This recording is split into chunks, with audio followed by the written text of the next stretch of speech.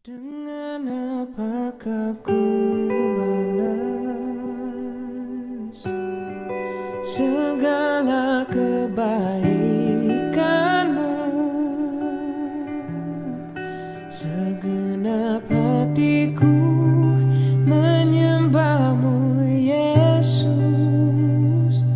ku bersyukur padamu. Dengan apakah ku balas segala kebaikanmu,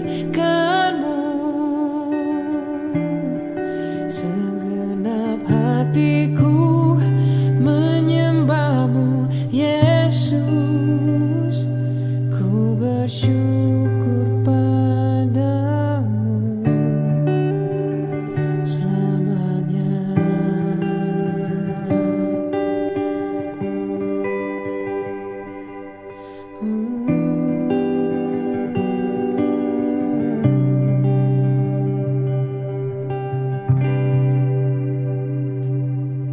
Kau Allah yang setia, Bapa yang mulia, kasih-Mu besar Tuhan. Kau pulihkan hidupku, Kaulah harapanku, hidupku dalam-Mu. Terima kasih Tuhan, Kau selamatkan hidupku. Dengan apakah ku balas segala kebaikanmu, segenap hatiku menyembahmu Yesus, ku bersyukur padamu. Dengan apakah ku balas segala kebaikanmu, segenap hatiku menyembahmu Yesus, ku bersyukur padamu selamanya.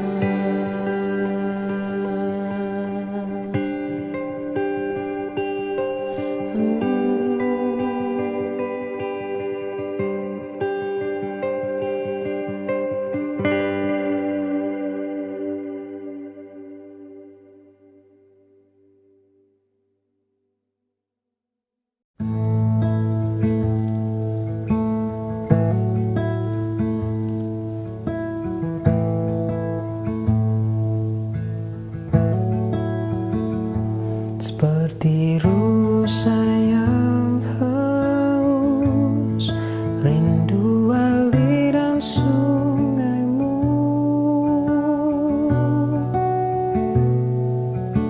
Hatiku tak tahan menunggu-Mu.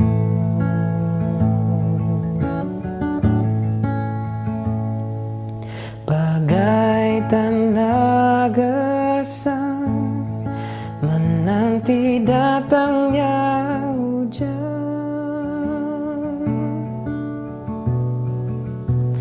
begitu pun jiwaku Tuhan.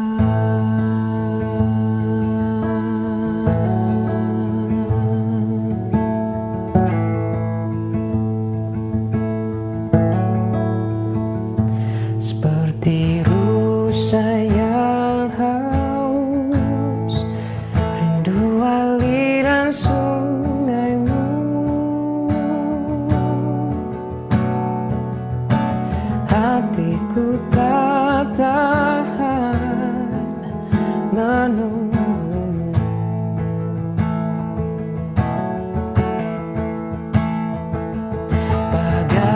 tanah gersang, menanti datangnya hujan.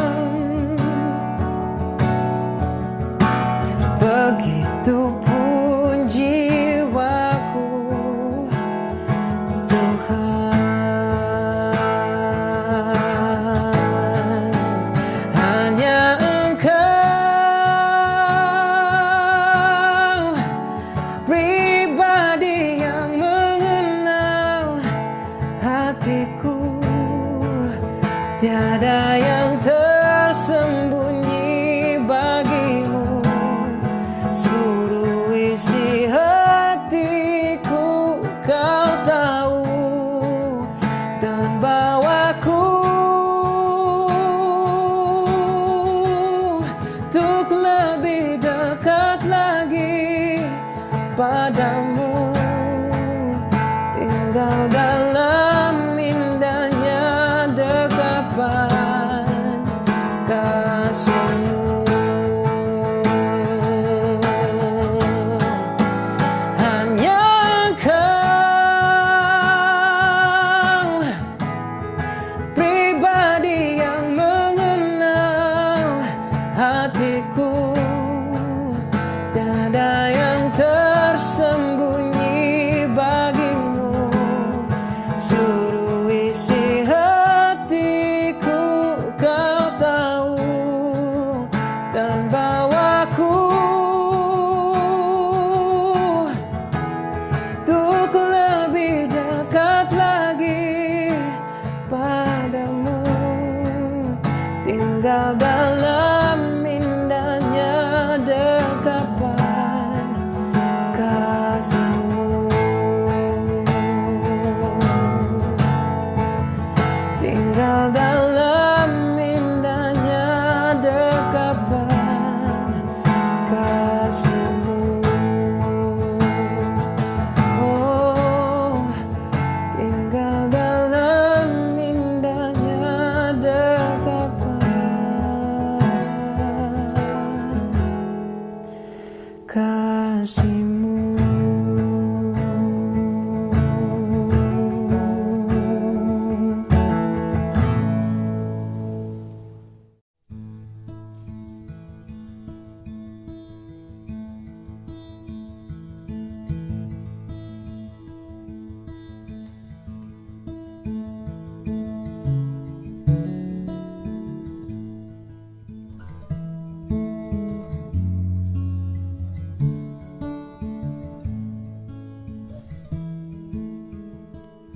Bless the Lord, oh my soul, oh my soul, worship His holy name.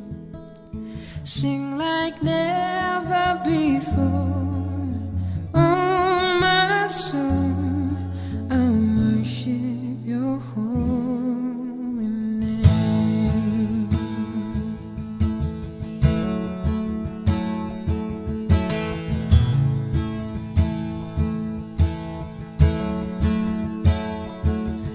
The sun comes up, it's a new day dawning. It's time to sing Your song again. Whatever may pass and whatever lies before me, let me be singing when the evening comes. Bless the Lord, oh my soul, oh my soul, worship His holy name. Sing like never before, oh my soul, I worship Your holy name.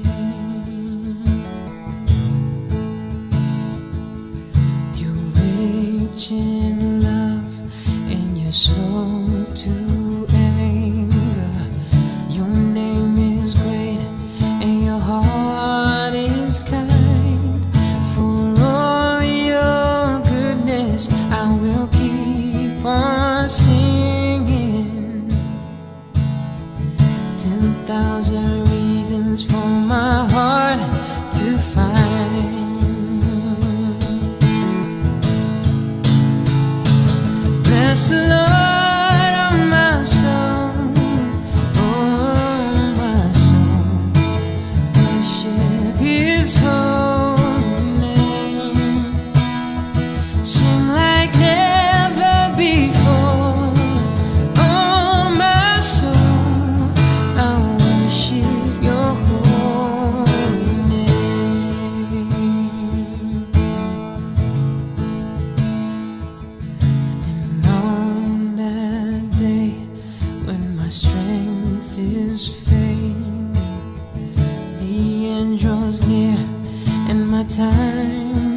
has come, still my voice will sing your praise unending. 10,000 years and then forevermore.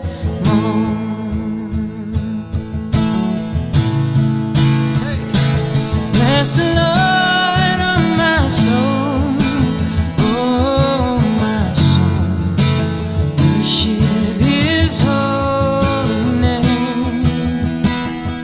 Sing like never before, oh my soul, I worship Your holy name. Bless the Lord, oh my soul,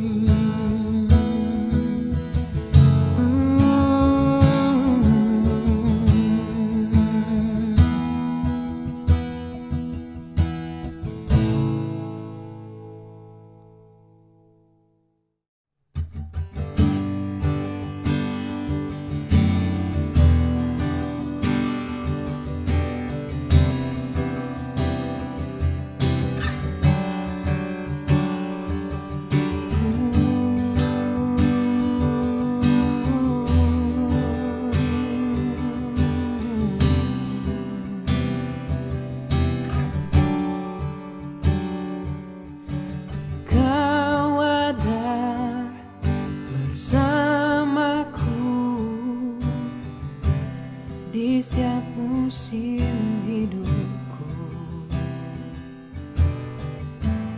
Tak pernah Kau biarkan ku sendiri.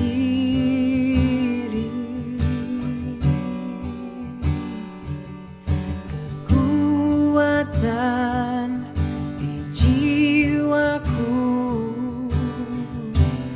adalah bersama.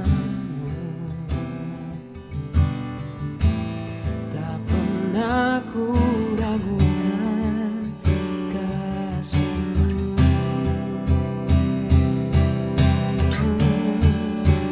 Bersama-Mu Bapa,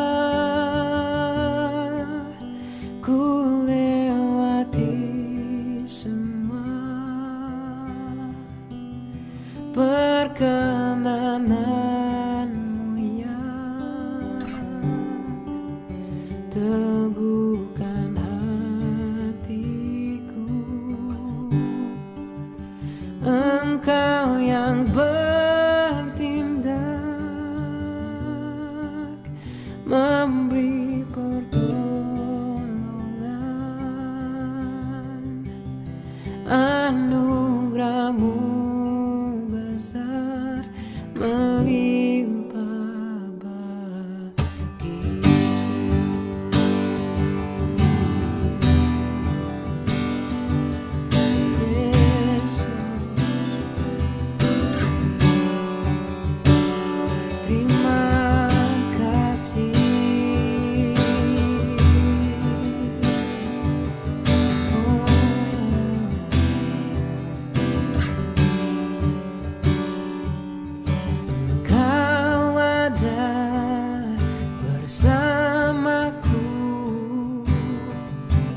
Di setiap musim hidupku, tak pernah Kau biarkan ku sendiri.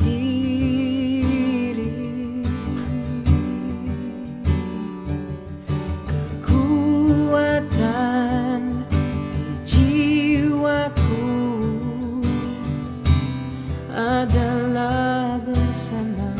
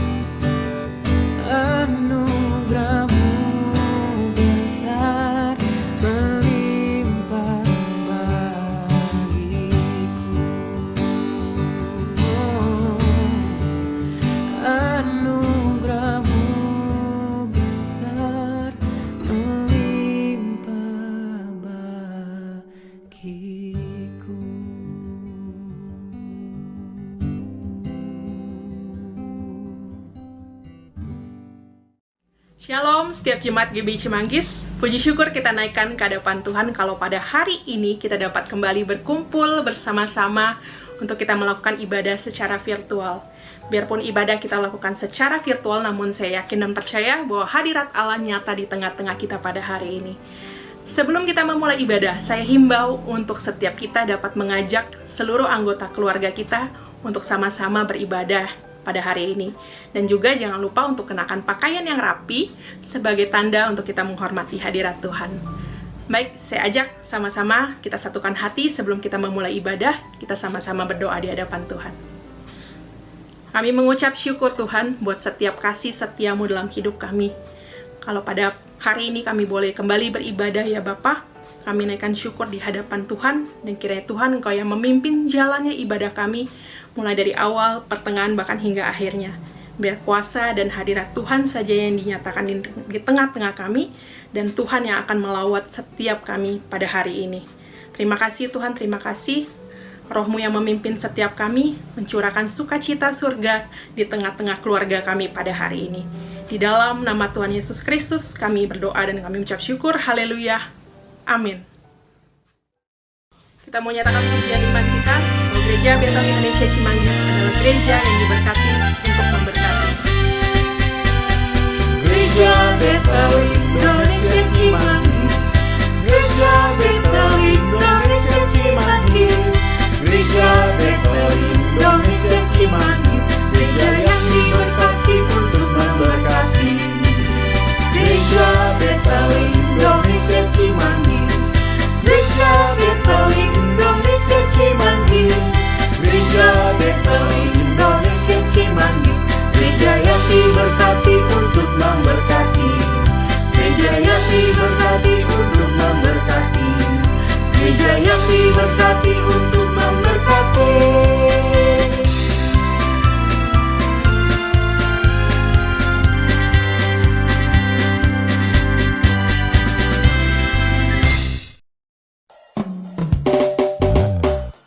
Mari pada hari ini kita mau nyatakan sukacita kita dan menyatakan semangat kita untuk terus melayani Tuhan.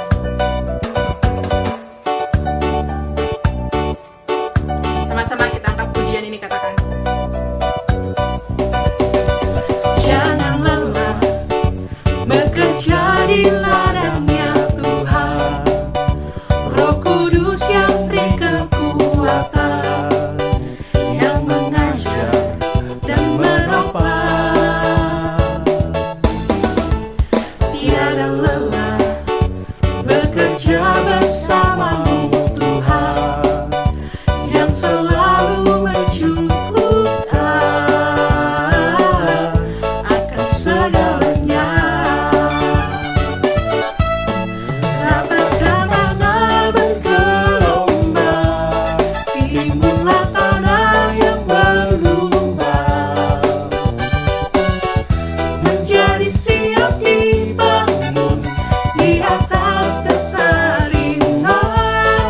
Ratakan tanah bergelombang, timbunlah tanah yang berlubang, menjadi siap dibangun di atas dasar iman. Dan kami boleh terus dibangun di dalam Engkau Tuhan, sehingga kami boleh menjadi umat yang memuliakan nama-Mu ya Tuhan. Sama-sama kita angkat pujian dari awal, katakan. Jangan lelah bekerja di ladangnya Tuhan, Roh Kudus yang beri kekuatan, yang mengajar dan menopang. Tiada lelah bekerja bersamamu Tuhan, yang selalu mencukupkan akan segalanya. Ratakan tanah bergelombang, timbunlah tanah yang berlubang,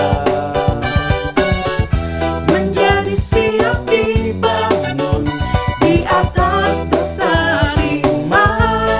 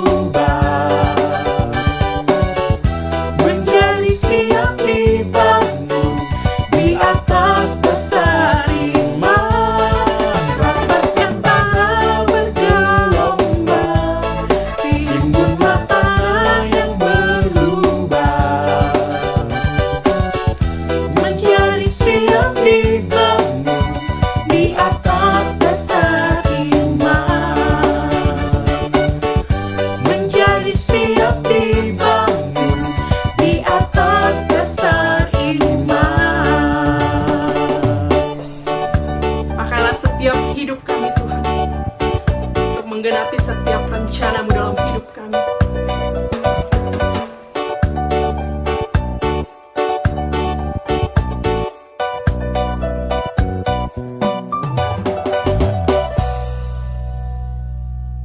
Mari kita berdoa.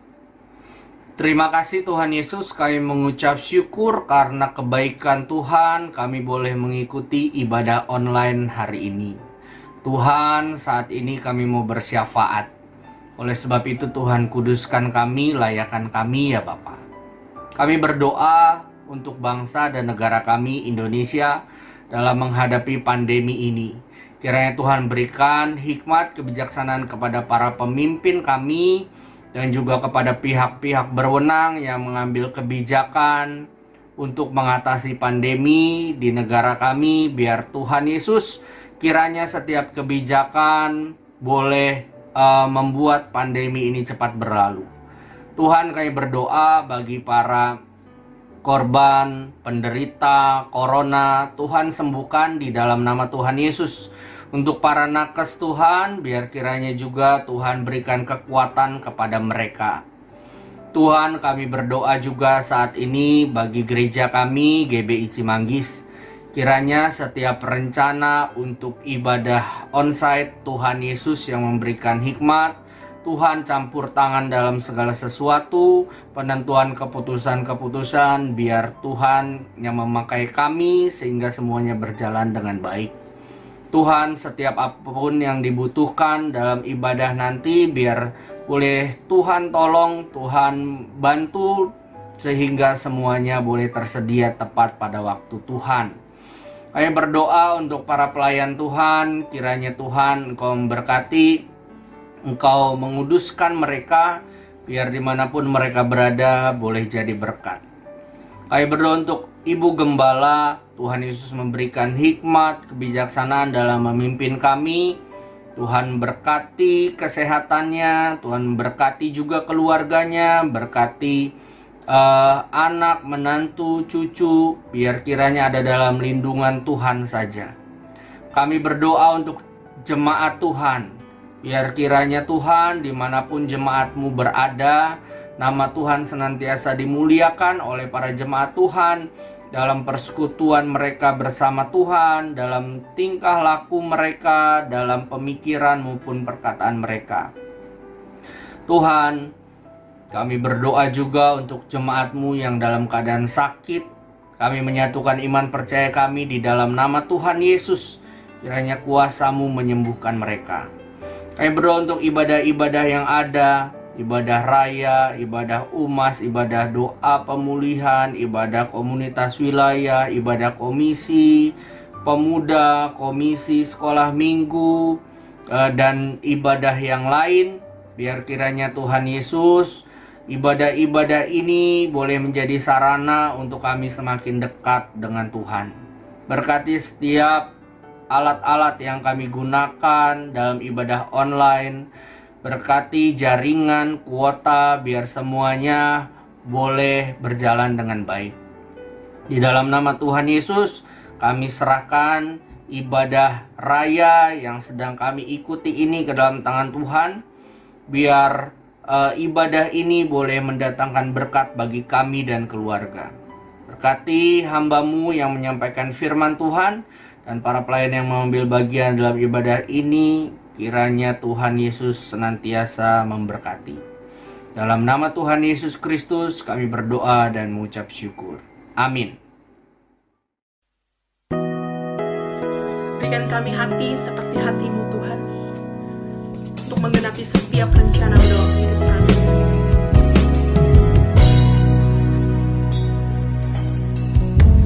Berikan ku hati seperti hati-Mu, dengan belas kasihan. Berikan ku mata seperti mata-Mu, memandang tua yang di sekeliling.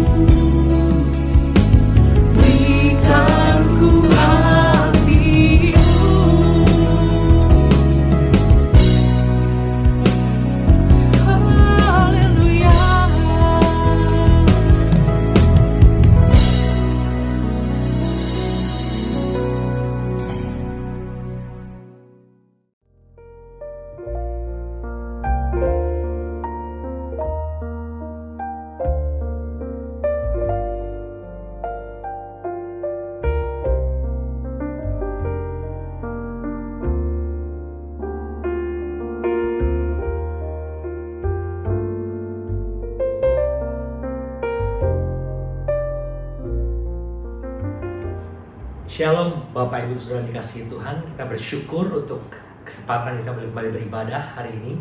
Terima kasih untuk kesempatan diberikan kepada saya untuk boleh menyampaikan kebenaran firman Tuhan. Tema mimbar minggu ini adalah berkarya bagi bangsa. Hari ini kita akan membahas satu prinsip firman Tuhan dalam kaitannya dengan kita sebagai anak bangsa, sebagai rakyat Indonesia, berkarya bagi bangsa kita. Satu prinsip firman Tuhan yang ingin saya angkat, share kepada kita semua adalah kepatuhan. Ya, dalam dunia bisnis disebut compliance, yang artinya mengikuti sesuai dengan pedoman atau mengikuti sesuai dengan spesifikasi yang sudah ditentukan. Nah, dalam Bible terminology, kata kepatuhan disebut sebagai obedience atau submission, yang artinya an act of submitting, tindakan patuh, yang dalam Kamus Besar Bahasa Indonesia artinya suka menurut perintah, taat pada perintah, patuh kepada otoritas yang sudah ditentukan. Mari kita berdoa sebelum kita lebih lanjut membahas tentang kebenaran firman Tuhan. Kami bersyukur Tuhan, hari ini kami boleh ada sebagaimana kami ada, semua karena anugerah Tuhan. Kami rindu untuk mendengar dan belajar tentang kebenaran firman Tuhan, tentang ketaatan, kepatuhan. Kami berdoa biar Tuhan memberikan kepada kami hati yang taat dan sungguh-sungguh kami boleh mendengar kebenaran firman-Mu, sehingga firman-Mu ini menjadi rema, mendidik kami dan mendewasakan kami menjadi anak-anak Tuhan yang boleh berkarya, bukan cuma bagi keluarga, bagi bangsa, terutama bagi hormat, kemuliaan nama Tuhan. Berbicara kepada kami siap untuk mendengar di dalam nama Tuhan Yesus. Haleluya. Amin. Amin.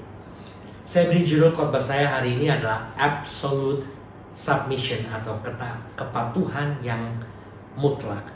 Bapak Ibu sekalian, saya menemukan bahwa Allah mendirikan 3 institusi di dunia ini. Yang pertama adalah pemerintahan atau the government di dalam 1 Petrus pasal 2 ayat yang 11 sampai 17. Yang kedua adalah the church, gereja Tuhan. Hubungan antara Tuhan dengan manusia dan hamba dan tuannya di ayat yang ke-18 sampai 25. Kemudian yang ketiga adalah institusinya ini disebut rumah tangga antara suami dan istri, orang tua dan anak. 1 Petrus pasal 3 ayat 1 sampai 7 berbicara tentang kepatuhan antara istri terhadap suami. Sedangkan dalam Kolose pasal 3 ayat 20 berbicara tentang kepatuhan anak-anak terhadap orang tua. Nah, saya akan breakdown dalam 3 bagian untuk membahas mengenai ketaatan ini. Dan kata-kata yang saya akan gunakan banyak dalam firman Tuhan ini adalah kata taat, kata tunduk, atau kata patuh. Yang ketiga, kata ini memiliki arti yang sama, seperti hal dalam bahasa Inggris, obey atau submit. Nah, bagian yang pertama adalah apa kendala dari sebuah ketaatan. Bagian kedua adalah apa arti dari sebuah ketaatan. Dan bagian ketiga, bagaimana kita hidup dalam ketaatan atau merdeka dari roh yang tidak patuh. Mari kita masuk dalam pembahasan di bagian yang pertama. Apa kendala dari sebuah ketaatan? Kembali kepada 3 institusi ilahi ini. Waktu saya merenungkan ketiga institusi ilahi yang Allah dirikan ini, saya melihat bahwa dalam sejarah perjalanan kehidupan manusia di bumi ini, ketiga institusi ini selalu under attack, selalu diserang. Dan akhir-akhir ini semua institusi seperti sedang mengalami krisis, Bapak Ibu. Baik itu dalam rumah tangga, baik itu pemerintahan maupun dalam gereja. Banyak perceraian, banyak perpecahan, banyak ketidakcocokan, ketidaksetujuan, ketidakpuasan, baik itu sekali lagi dalam keluarga, dalam pemerintahan maupun dalam gereja dan hubungan antara manusia dengan Tuhan. Sehingga terjadilah apa yang disebut perseteruan yang pada akhirnya berujung kepada perpisahan. Nah, firman Tuhan katakan dalam Efesus pasal 6 ayat 12, karena perjuangan kita bukanlah melawan darah dan daging, tetapi melawan pemerintah-pemerintah, melawan penguasa-penguasa, melawan penghulu-penghulu dunia yang gelap ini, melawan roh-roh jahat di udara. Rupanya ada roh yang tidak terlihat, tetapi ada dan nyata, yang menjadi dalang dari ketidaktaatan, ketidakpatuhan, yang menyebabkan kemudian perseteruan antara sesama yang berujung kepada perpisahan. Nah, roh pertama yang mendominasi perseteruan ini adalah roh pemberontakan, atau disebut dalam bahasa Inggris rebellion spirit. Dalam 1 Samuel pasal 15 ayat 23, Amplified Version, saya akan bacakan dalam bahasa Indonesianya, dikatakan karena pemberontakan atau rebellion adalah dosa yang serius, dan ketidaktaatan adalah dosa yang serius sama seperti agama palsu dan penyembahan berhala. Karena kamu telah menolak firman Tuhan, tidak taat kepada firman Allah, maka Allah juga telah menolak kamu sebagai raja.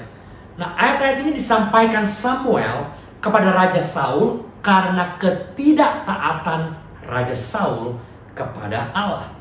Jadi ketidaktaatan adalah roh yang melawan, resistant, roh yang menolak, refusal, dan tidak mau taat kepada otoritas yang ada, yang ditetapkan dan yang harus dipatuhi. Dan biasanya orang yang tidak mau taat adalah orang yang punya motivasi, punya pemikiran sendiri yang berbeda dan bertentangan dengan apa yang sudah ditetapkan. Dan pemikiran sendiri inilah yang kemudian menggoda perasaan dan hatinya untuk kemudian bertindak melawan atau menolak otoritas yang ada. Nah, kita tahu semua manusia pertama yang diciptakan Allah, Adam dan Hawa. Di dalam Kejadian pasal 3 ayat 3-6a dikatakan, tetapi tentang buah pohon yang ada di tengah-tengah taman, Allah berfirman, jangan kamu makan ataupun raba buah itu, nanti kamu mati. Di sini kita lihat peraturannya jelas, aturannya ada dari Allah sang pencipta, Tuhan, otoritas di atas Hawa, manusia itu, dikatakan jangan makan, bahkan diraba pun tidak boleh. Namun ayat keempat berkata, tetapi ular berkata kepada perempuan itu, sekali-kali kamu tidak akan mati. Ayat 5, tetapi Allah mengetahui bahwa pada waktu kamu memakannya, matamu akan terbuka dan kamu akan menjadi sama seperti Allah, tahu tentang yang baik dan yang jahat. Ayat ke-6 dikatakan, perempuan itu melihat bahwa buah pohon itu baik untuk dimakan dan sedap kelihatannya. Lagi pula pohon itu menarik hati karena memberi pengertian. Nah, disinilah terlihat ada keinginan, ada motivasi, ada pemikiran yang ingin didapatkan manusia, sehingga motif inilah yang menggoda manusia untuk memakannya. Ini berarti bahwa manusia bukan hanya tidak taat kepada perintah Allah, tetapi manusia ini menolak untuk melakukan perintah Allah dengan alasan karena tidak sesuai dengan pemikirannya sendiri yang dia anggap benar. Dan inilah yang disebut dengan roh pemberontakan, rebellion spirit, yang kemudian menjadi dosa besar manusia, di mana ada ketidaktaatan dan ketidakpatuhan terhadap firman Tuhan. Hari ini saya berdoa, kiranya Tuhan menjauhkan kita dari spirit of rebellion, roh penolakan terhadap firman Tuhan, agar kita tidak ditolak Tuhan. Nah, roh kedua yang mendominasi perseteruan adalah ungrateful spirit, atau roh yang tidak tahu berterima kasih. Roh ini menyebabkan sifat yang suka membandingkan dengan orang lain dan tidak dapat menerima kekurangan yang ada pada dirinya. Dengan kata lain, suka menilai orang tapi tidak suka dinilai orang, atau istilah zaman sekarang ini dibilangnya enggak terimaan gitu ya. Nah, Kejadian pasal 4 ayat 2-7, ketika Adam dan Hawa jatuh dalam dosa, mereka diusir keluar dari Taman Eden. Ayat kedua dikatakan di pasal keempat, selanjutnya dilahirkannyalah Habel, anak adik Kain. Jadi Adam Hawa punya anak Kain dan Habel, dan Habel menjadi gembala kambing domba, sedangkan Kain menjadi petani. Setelah beberapa waktu lamanya, ayat ketiga, maka Kain mempersembahkan sebagian dari hasil tanah itu kepada Tuhan sebagai korban persembahan. Habel juga mempersembahkan dari anak sulung kambing dombanya, yakni lemak-lemaknya. Maka Tuhan mengindahkan Habel dan korban persembahannya itu. Tetapi Kain dan korban persembahannya itu tidak diindahkannya. Lalu hati Kain menjadi sangat panas dan mukanya muram. Firman Tuhan kepada Kain, mengapa hatimu panas dan mukamu muram? Apakah mukamu tidak berseri jika engkau berbuat baik? Tetapi jika engkau tidak berbuat baik, dosa sudah mengintip di depan pintu. Ia sangat menggoda engkau, perhatikan, tetapi engkau harus berkuasa atasnya. Ini perintah Tuhan. Nah, 3 problem dalam perikop ini. Kain mempersembahkan sebagian, sedangkan Habel mempersembahkan anak sulung, yaitu lemak-lemaknya, yang utama dan yang terbaik. Seharusnya problem kedua, Kain mengintrospeksi dirinya dong ketika ditanya Tuhan. Tetapi justru pada waktu itu Kain malah menganggap persembahannya kepada Tuhan sebagai persaingan antara dirinya dan adiknya. Problem yang ketiga, seharusnya Kain melihat positive side, sisi positif dari perbuatan baiknya, bahwa ia pun mempersembahkan kepada Tuhan. Jadi Kain harusnya sadar bahwa Habel adalah adik kandungnya sendiri. Harusnya sebagai kakak adik ada kasih persaudaraan, bukan kecemburuan antara satu dengan yang lainnya. Menarik Bapak Ibu, padahal firman Tuhan gak berkata bahwa Tuhan menolak persembahan Kain. Firman Tuhan katakan bahwa Allah tidak mengindahkan. Amplified Version katakan, God had no respect. Allah tidak menghormati, tidak menghargai persembahan Kain. Apapun alasannya, mungkin cara Kain mempersembahkan kepada Tuhan, mungkin yang dipersembahkan hanya sebagian. Padahal seharusnya seperti Habel, seluruhnya yang terbaik kepada Tuhan.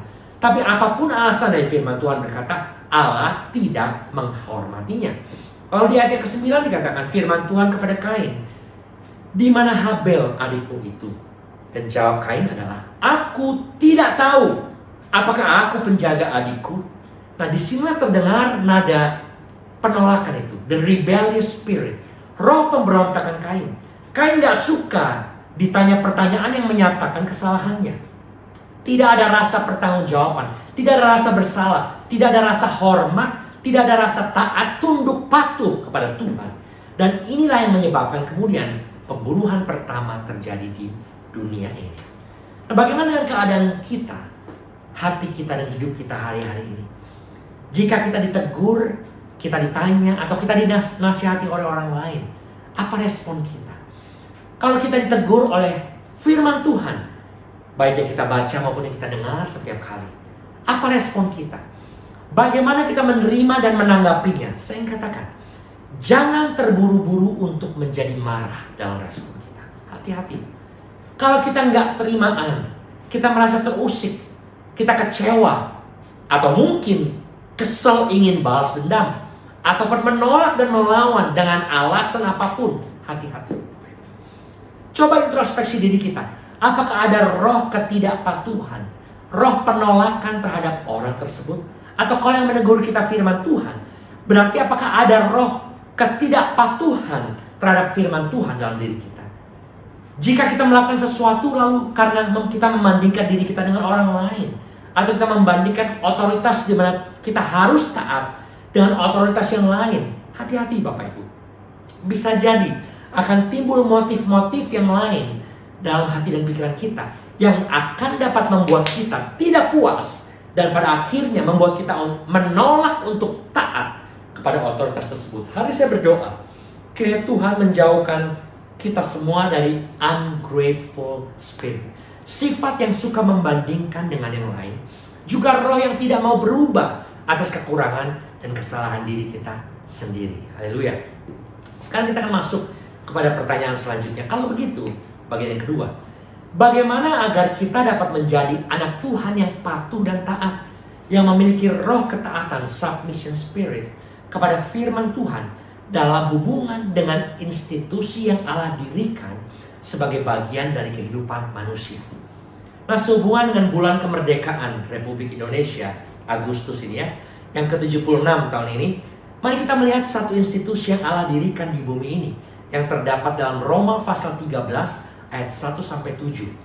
Ya, ketaatan dalam hubungan dengan taat kepada pemerintah, dan kita sebagai anak bangsa, sebagai rakyat Indonesia, belajar untuk berkarya dengan cara taat kepada pemerintah. Nah, sebagai referensi Bapak Ibu, kita akan menggunakan dua kitab ini. Yang pertama Roma pasal 13, yang kedua 1 Petrus pasal 2 ayat yang 11-17. Oke, mari kita lihat nats kita dulu di Roma pasal 13 ayat 1 dan 2. Firman Tuhan katakan, tiap-tiap orang harus takluk kepada pemerintah yang di atasnya. Sebab tidak ada pemerintah yang tidak berasal dari Allah. Dan pemerintah-pemerintah yang ada ditetapkan oleh Allah. Ayat kedua, sebab itu barang siapa melawan pemerintah, ia melawan ketetapan Allah. Dan siapa yang melakukannya akan mendatangkan hukuman atas dirinya. Nah, ketika Paulus menuliskan surat ini, Paulus berbicara kepada umat Kristen di abad pertama, di mana mereka hidup di bawah pemerintahan Romawi dengan kondisi umat Yahudi dan orang-orang Kristen yang tidak berada dalam posisi aman, Bapak Ibu. Termasuk Rasul Paulus sendiri ketika ia memberitakan Injil di bawah pemerintahan Romawi pada waktu itu.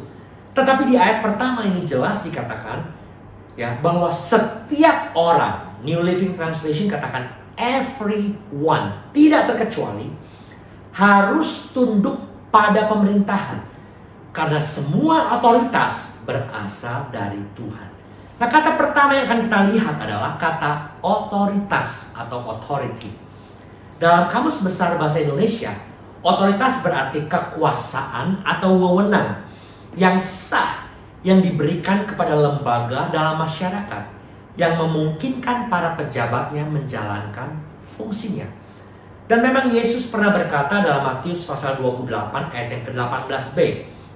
Dia katakan, kepadaku telah diberikan segala kuasa di sorga dan di bumi. All authority, semua kuasa sudah diberikan kepada Tuhan Yesus. Kuasa di bumi maupun di sorga. Dan ayat ini paralel dengan Roma pasal 13 ayat 1 ini. Karena memang semua otoritas itu kuasa adalah milik Tuhan dan berasal dari Tuhan. Yang kemudian diberikan kepada institusi-institusi yang ada di bumi ini. Sekali lagi, bisa dalam bentuk keluarga antara suami dan istri, antara orang tua dengan anak, dalam pemerintahan maupun dalam gereja. Jadi sekarang apa yang harus kita lakukan sebagai warga negara dengan otoritas ilahi atas pemerintahan ini? Nah, 1 Petrus pasal 2 ayat 13 katakan, ya, paralel sekali lagi dengan Roma pasal 13 ayat 1, tunduklah karena Allah kepada semua lembaga manusia, baik kepada raja sebagai pemegang kekuasaan yang tertinggi. Jadi otoritas arti wewenang atau kuasa. Nah, kata kedua yang kita lihat dalam ayat-ayat ini adalah kata tunduklah, patuhlah, taatlah. Bahasa Inggris disebut obey or submit. Nah, kata taat sendiri dalam Kamus Besar Bahasa Indonesia ini berarti senantiasa tunduk. Perhatikan, kata senantiasa ini berarti setiap saat tunduk. Dalam kurung kepada Tuhan, pemerintah, dan sebagainya. Patuh, setia, tidak berlaku curang, saleh, kuat beribadah, dan menaati sumpah yang diucapkan. Ini berarti bukan hanya taat pada institusi-institusi yang Allah dirikan atas bumi ini, tetapi sebagai warga negara yang lahir dan tinggal di tempat di mana kita tinggal. Kita harus berkarya bagi bangsa dengan cara taat kepada aturan pemerintah setempat. Nah, kata taat Bapak Ibu berasal dari bahasa Yunani yang berarti hupotasso. Hupotasso artinya itu secara sukarela, voluntarily, sacrificially, tanpa paksaan, begitu ya. Menempatkan diri Anda di tempat yang tepat di bawah seseorang dengan posisi otoritas yang sah di atas Anda demi menyelesaikan pekerjaan Tuhan secara harmonis. Nah, kata sukarela ini bukan karena terpaksa, bukan dengan ngedumel, tetapi ada pengorbanan, baik itu perasaan, keinginan diri sendiri yang mungkin bertentangan dengan otoritas yang ada.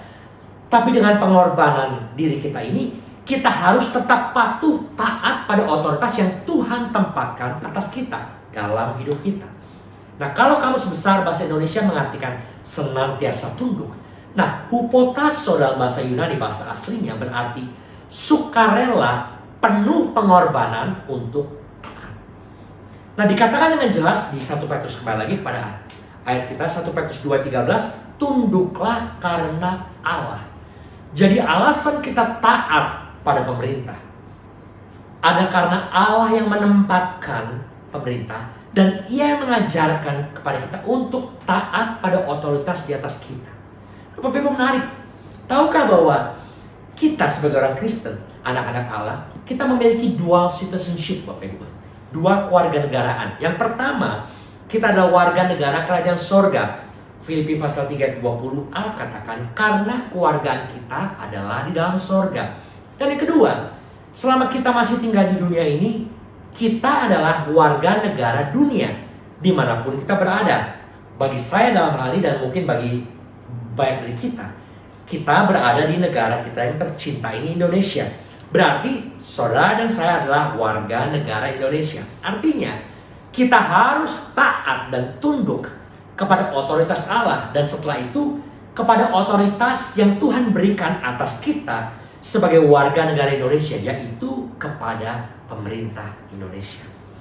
Makanya dalam PPKM level 4, kita harapkan segera akan level 3, 2 dan selanjutnya, kita harus belajar untuk tunduk dan taat pada peraturan yang ditetapkan pemerintah, seperti prokes ketat dan ketentuan-ketentuan yang lain, tanpa pamrih. Nah, kembali kepada Roma pasal 13 ini ya, kita sekarang masuk di ayat yang keempat. Dikatakan karena pemerintah adalah hamba Allah untuk kebaikanmu. Tetapi jika engkau berbuat jahat, takutlah akan dia. Karena tidak percuma pemerintah menyandang pedang. Pemerintah adalah hamba Allah untuk membalaskan murka Allah atas mereka yang berbuat jahat. Ayat kelima dikatakan, sebab itu perlu kita menaklukkan diri, bukan saja oleh karena kemurkaan Allah, tetapi juga oleh karena suara hati kita. Jadi kesimpulan dari poin kedua ini adalah otoritas tertinggi dari hidup manusia adalah Tuhan Allah. Dialah sumber kekuasaan tertinggi, sumber kebaikan, sumber keadilan, sumber segala kuasa yang ada di bumi dan di surga. Dalam bahasa Latin dikatakan summum bonum, artinya the highest good, the ultimate good. Dan Bapak Ibu, menarik Bapak Ibu, karena memang saya temukan banyak sekali pemerintahan yang mengedepankan, menomorsatukan Tuhan dalam pemerintahnya, ketuhanan dalam pemerintahnya. Contohnya Amerika, mereka punya moto slogan In God We Trust. Bahkan salah satu lagu patriotiknya itu berkata God bless America, Tuhan memberkati Amerika. Nah, moto dari United Arab Emirates adalah Allah Al-Watan Al-Rais, artinya Allah, bangsa, dan presiden.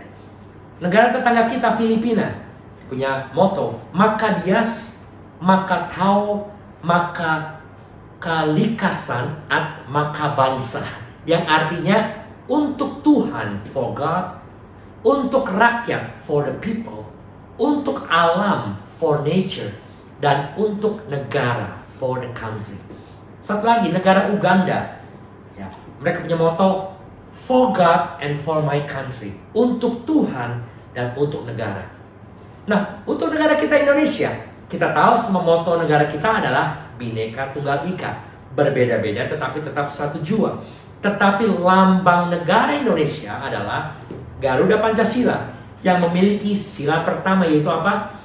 Ketuhanan yang Maha Esa. Jadi banyak negara, termasuk negara kita, menomorsatukan, mengedepankan ketuhanan. Dan masih banyak negara-negara lain yang memiliki moto dan lambang negara yang berdasarkan ketuhanan.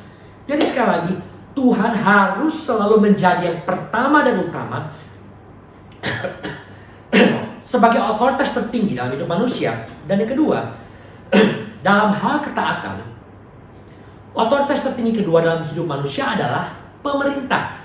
Firman Tuhan katakan karena mereka ditetapkan oleh Allah. Nah, kembali kepada Roma pasal 13 ayat 1. Tiap-tiap orang harus takluk kepada pemerintah yang di atasnya, sebab tidak ada pemerintah yang tidak berasal dari Allah. Pemerintah yang ada ditetapkan oleh Allah. Saudara sekalian, dalam kisah Yesus diadili oleh Pilatus, ini yang Yesus katakan tentang kuasa dan otoritas Allah atas pemerintah. Dalam Yohanes pasal 19 ayat 10-11a dikatakan, ketika Yesus diadili sebelum dia disalibkan. Maka kata Pilatus kepadanya, "Tidakkah engkau mau bicara dengan aku? Tidakkah engkau tahu bahwa aku berkuasa untuk membebaskan engkau dan berkuasa juga untuk menyalibkan engkau?" Tapi ini jawaban Yesus, ayat 11a. Yesus menjawab, "Engkau tidak mempunyai kuasa apapun terhadap aku. Tetapi jikalau kuasa itu tidak diberikan kepadamu dari atas." Dengan kata lain, Pilatus bisa berkuasa karena ada kuasa yang diberikan atasnya dari Allah. Good News Translation katakan, "You have power only because it was given by God." It was given to you, diberikan kepadamu oleh Allah, by God. Yesus sendiri berkata bahwa sekalipun Pilatus, mahkamah tinggi yang menjabat di Roma pada waktu itu, ia pun diberikan kuasa dari Allah untuk menjabat dan berada pada posisinya.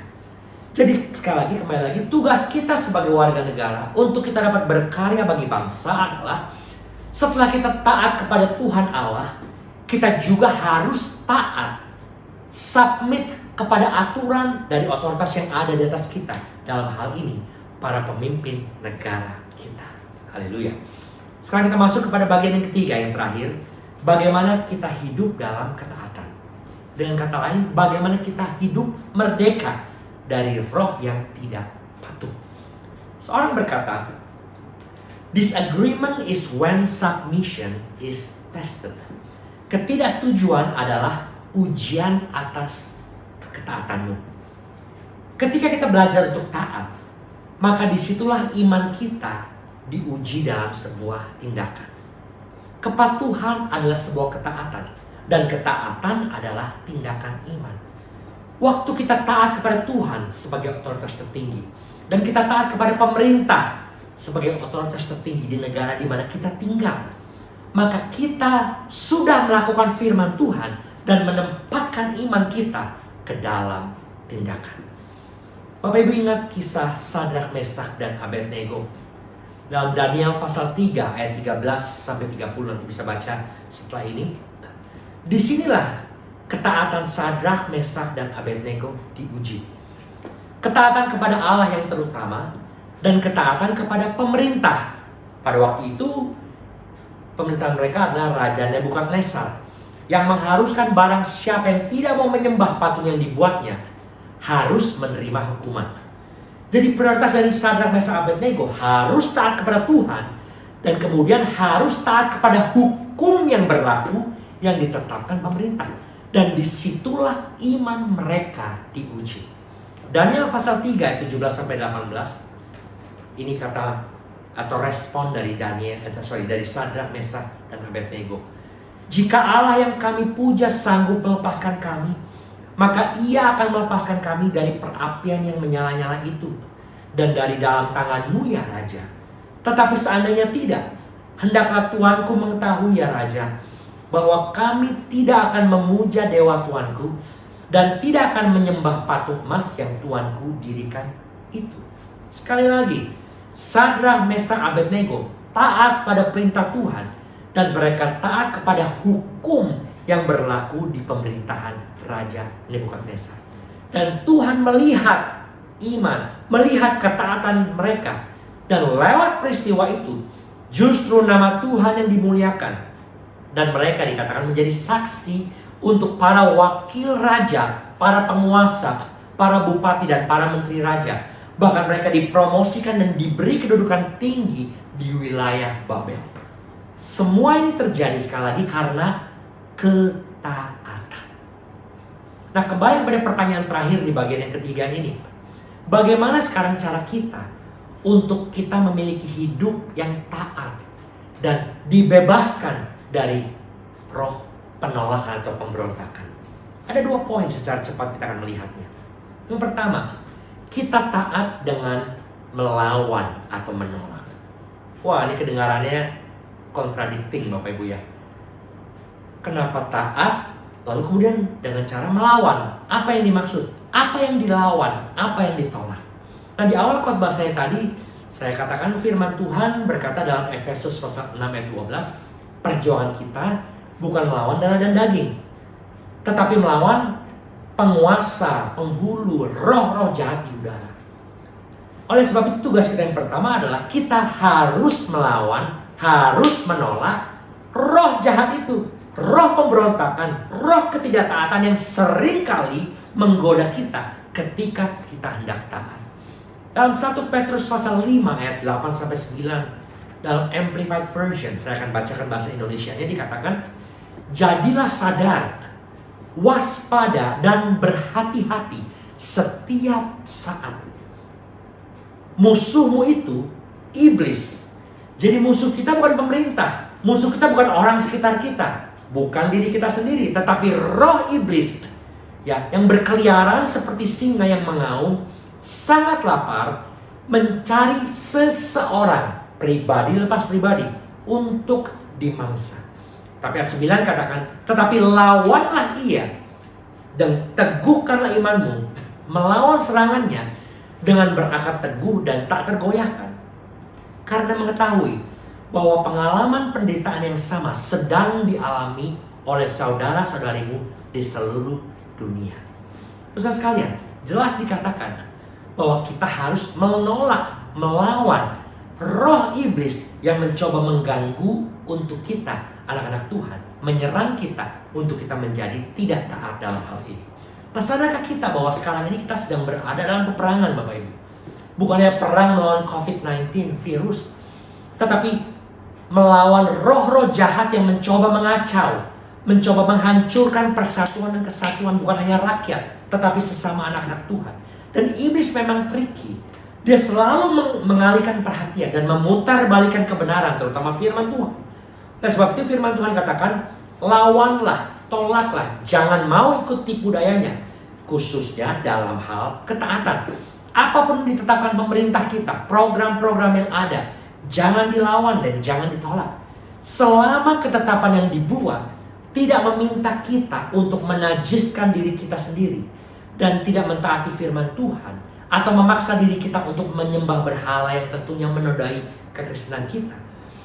Selama itu tidak meminta kita melakukan hal itu, maka kita harus taat kepada pemerintah dan melawan roh-roh yang menggoda kita untuk melawan otoritas di atas kita.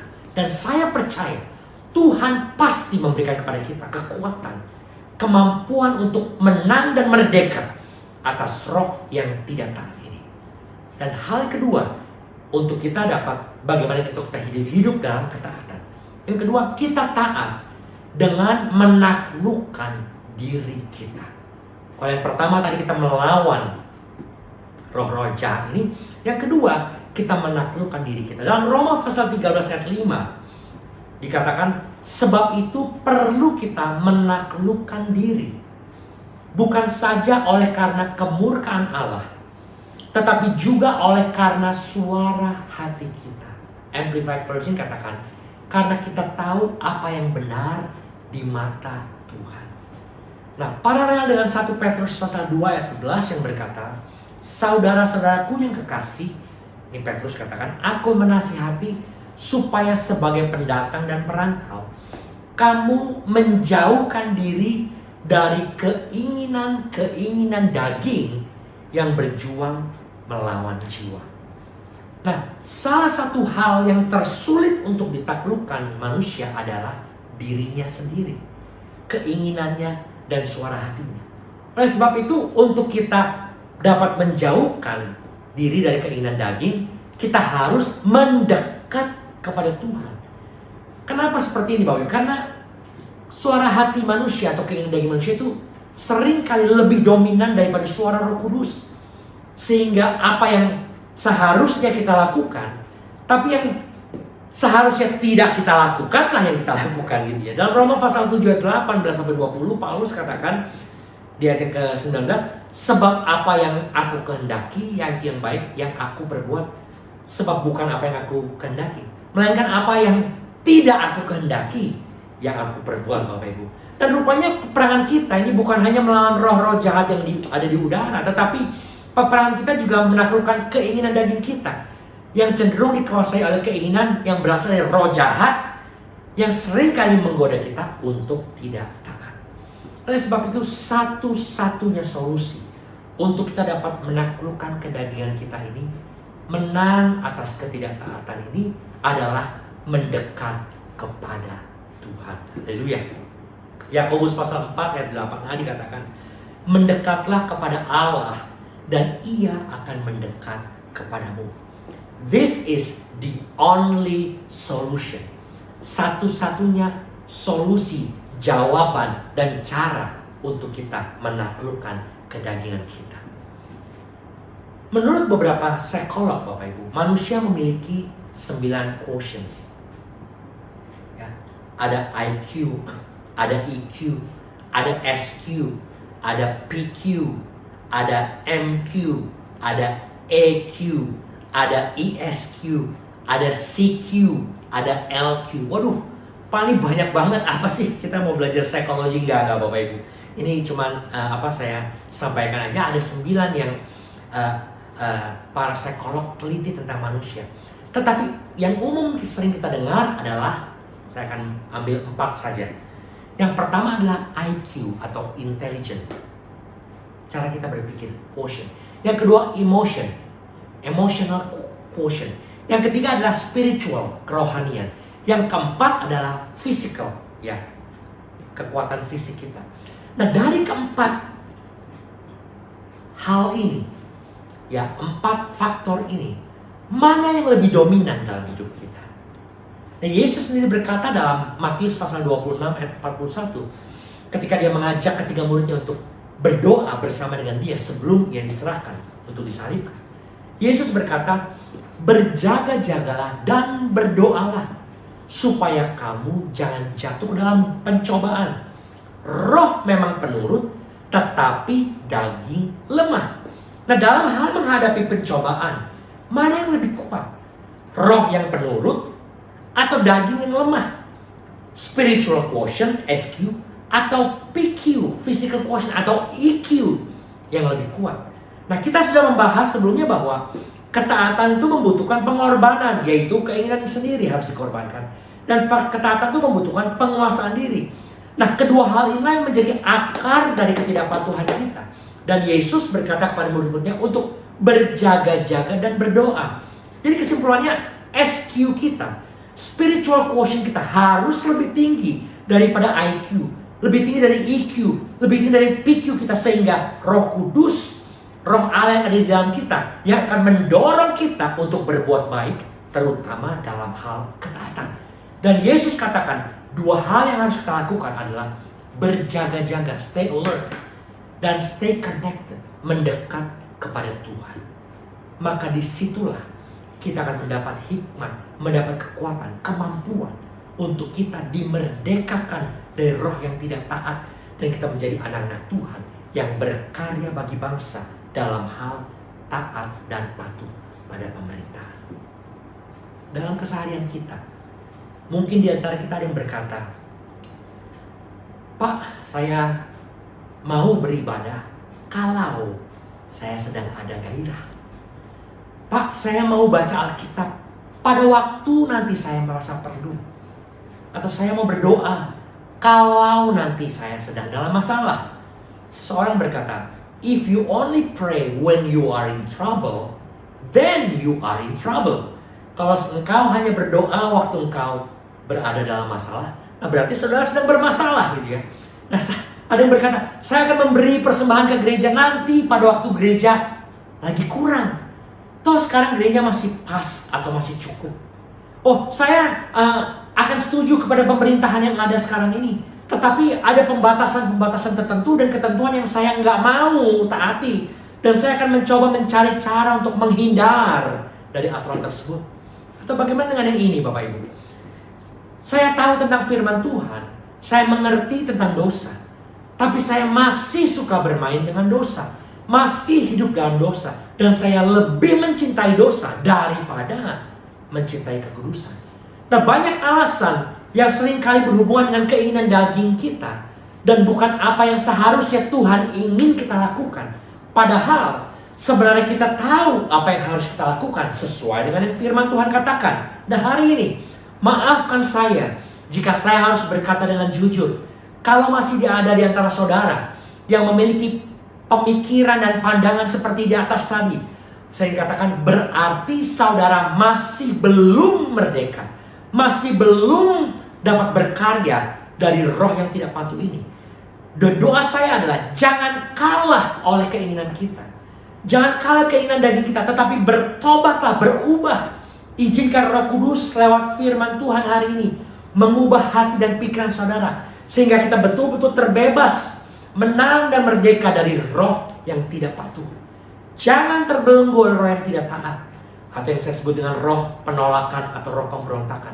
Namun berjaga-jaga, berdoa dan mendekat kepada Allah, maka engkau akan mengalami kemerdekaan dengan mengalahkan keinginan daging kita. Sebagai ayat terakhir, izinkan saya mengajak kita membaca dari 1 Petrus pasal 2 ayat 15 sampai 17. Firman Tuhan katakan, sebab inilah kehendak Allah, yaitu supaya dengan berbuat baik kamu membungkam kepicikan orang-orang bodoh.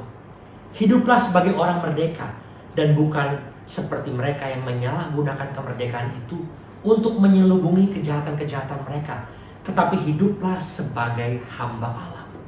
Ayat ke-17, hormatilah semua orang, kasihlah saudara-saudaramu, takutlah akan Allah, hormatilah raja. Nah, hidup sebagai hamba Allah artinya kita berpedoman kepada Yesus Kristus sebagai pedoman hidup kita. Yesus yang taat kepada Bapanya, Yesus yang taat kepada pemerintah. Walaupun Yesus harus mengorbankan keinginan dirinya, kehendaknya sendiri, tapi ia tetap submit, hupotasso, sukarela tanpa paksaan, sampai ia harus bergumul dengan hebat berkali-kali dalam doanya di Taman Getsemani. Sebuah peperangan rohani yang terjadi dalam dirinya dengan roh jahat yang dengan roh Allah, antara keinginan dirinya dengan keinginan Allah, antara keinginan dirinya dengan keinginan Bapanya, kehendak dirinya dengan kehendak Bapanya. Tetapi Yesus tetap taat pada Bapanya. Yesus tetap taat pada hukum pemerintahan pada waktu itu, walaupun ia harus diperlakukan tidak adil dan tidak sesuai dengan apa yang dirinya inginkan. Tapi sekali lagi saya katakan, Yesus tetap taat. Dia taat pada Bapa, dia taat pada pemerintah dan peraturan yang diberlakukan atasnya. Dan Yesus menang. Ia taat tanpa paksaan. Ia patuh menjalankan semua perintah Bapa tanpa terkecuali sampai akhir hidupnya. Hupotasso, ketaatan tanpa syarat, tanpa paksaan, tanpa batas, absolute submission.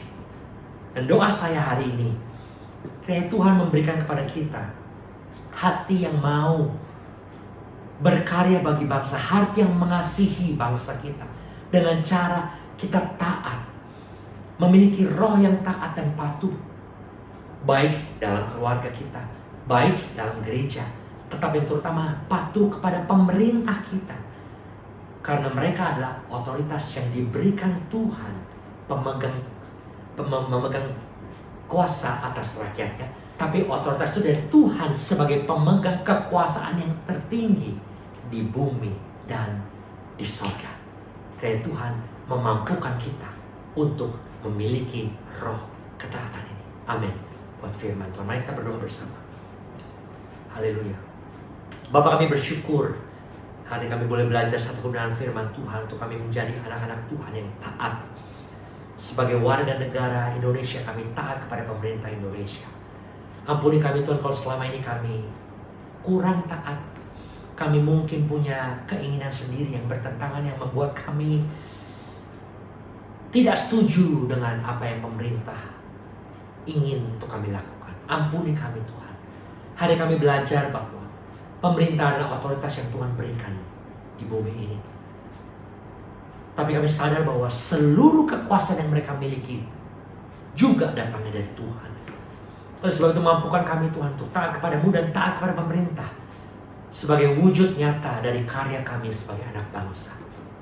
Kami berdoa biar kiranya Tuhan yang memampukan kami, Roh Kudus memberikan kepada kami kemampuan untuk kami dapat melawan, menolak keinginan daging kami, dan kami dapat hidup dalam roh ketaatan, sama seperti Yesus Kristus. Terima kasih Bapak. Hamba-Mu selesai berbicara, tapi menerangkan firman-Mu dalam hati kami. Jadikan kami pendengar, pelaku, dan pemberita firman Tuhan dalam kehidupan kami. Segala hormat puji syukur kami kembalikan kepada-Mu. Di dalam nama Tuhan Yesus, kami berdoa dan mengucap syukur. Haleluya. Yang percaya katakan bersama dengan saya. Amin. Tuhan Yesus memberkati kita semua. Amin. Bapa kami yang ada di sorga, dikuduskanlah namamu, datanglah kerajaanmu, jadilah kehendak-Mu di bumi seperti di sorga. Berikanlah kami pada hari ini makanan kami yang secukupnya, dan ampunilah kami akan kesalahan kami seperti kami juga mengampuni orang yang bersalah kepada kami. Dan janganlah membawa kami ke dalam pencobaan, tapi lepaskanlah kami daripada yang jahat. Karena Engkaulah yang punya kerajaan dan kuasa dan kemuliaan sampai selama-lamanya. Amin. Kami mau nyatakan bahwa kami bangga punya Allah seperti itu.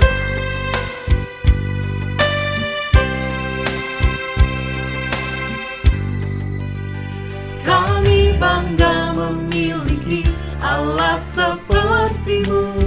Kami bahagia menjadi milik-Mu. Kami muliakan, kami tinggikan, kami agungkan nama-Mu Yesus. Kami bangga memiliki Allah seperti-Mu. Kami bahagia menjadi milik-Mu. Kami memuji, kami menyembah kepada-Mu Yesus.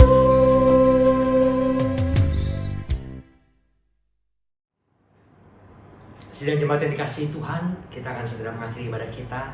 Saya jemput kita untuk bangkit berdiri dimanapun kita berada. Arahkan hatimu, angkat tanganmu, dan terima berkat Tuhan.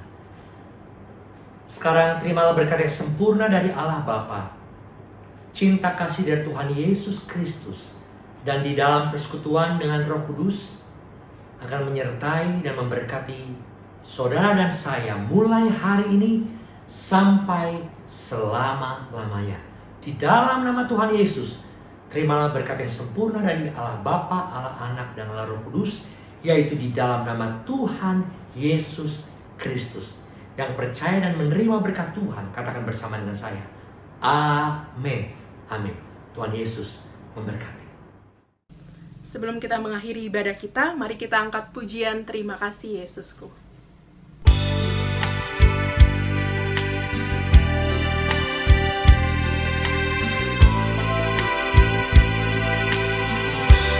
Terima kasih Yesusku, terima kasih Yesusku, puji syukur hanya bagi Tuhanku.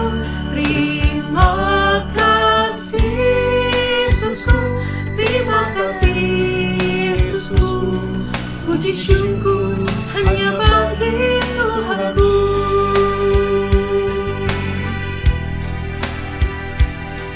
Puji syukur hanya bagi Tuhanku.